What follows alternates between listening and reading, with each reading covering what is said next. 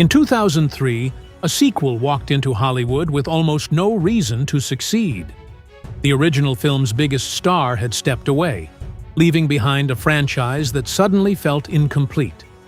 Instead of backing down, the studio made a bold decision. They shifted the setting from Los Angeles to Miami, traded grit for neon, and leaned into a louder, flashier tone. What emerged wasn't a copy of the first film, but something entirely different.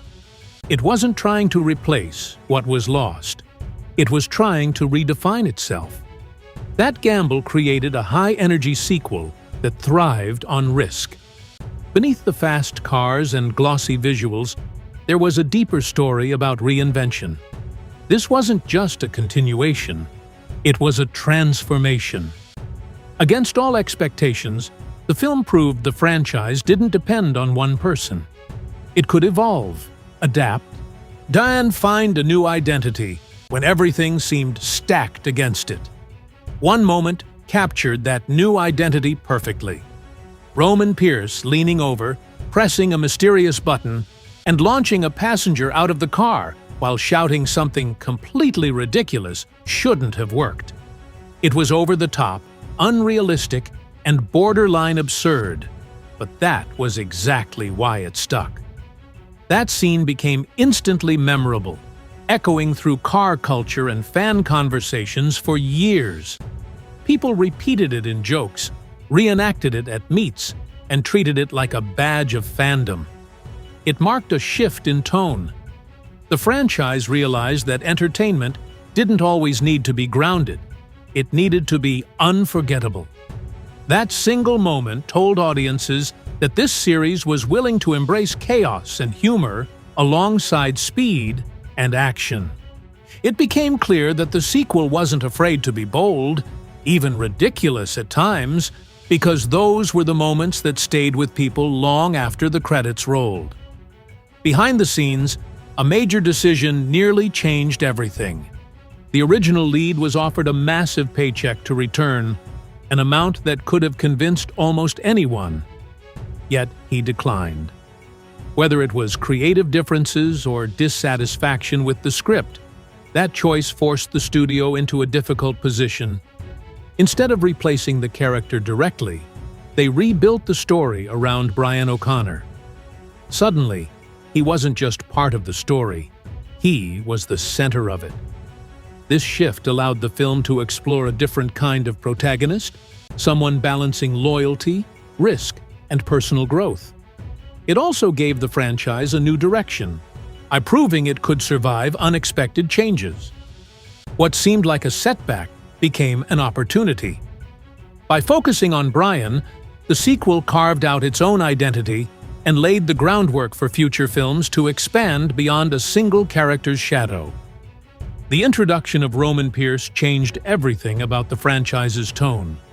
Unlike the calm and controlled presence audiences were used to, Roman was loud, unpredictable, and constantly talking. His humor wasn't just for laughs, it hid insecurity and fear. That contrast created a dynamic that audiences connected with immediately.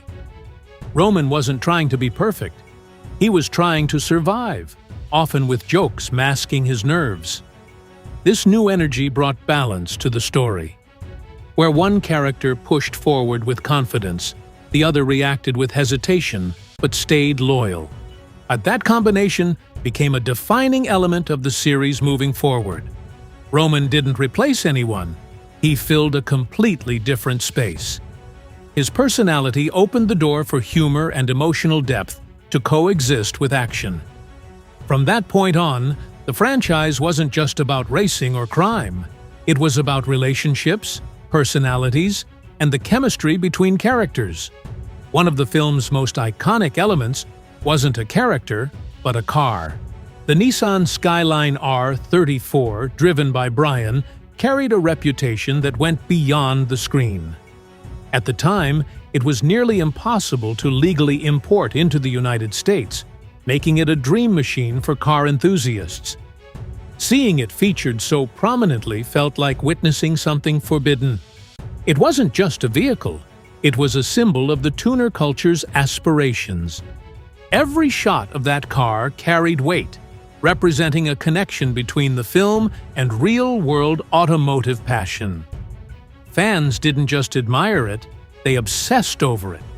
The Skyline became instantly legendary, not only because of its performance, but because of what it represented.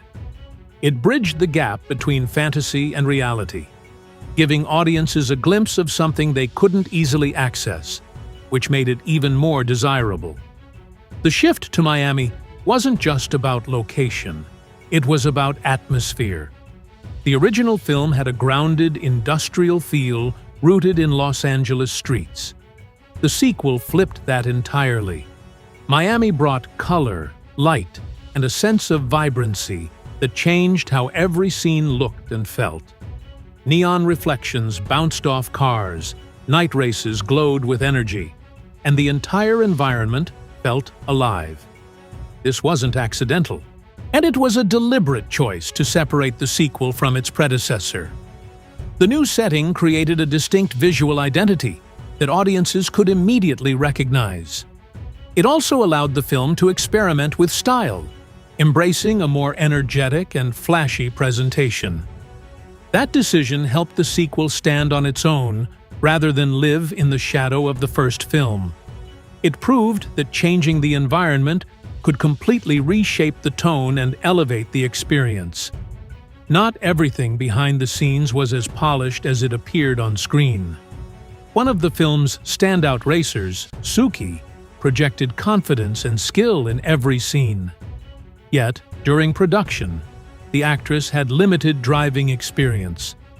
This created a unique challenge. Instead of hiding it entirely, the production adapted by providing driving lessons during filming.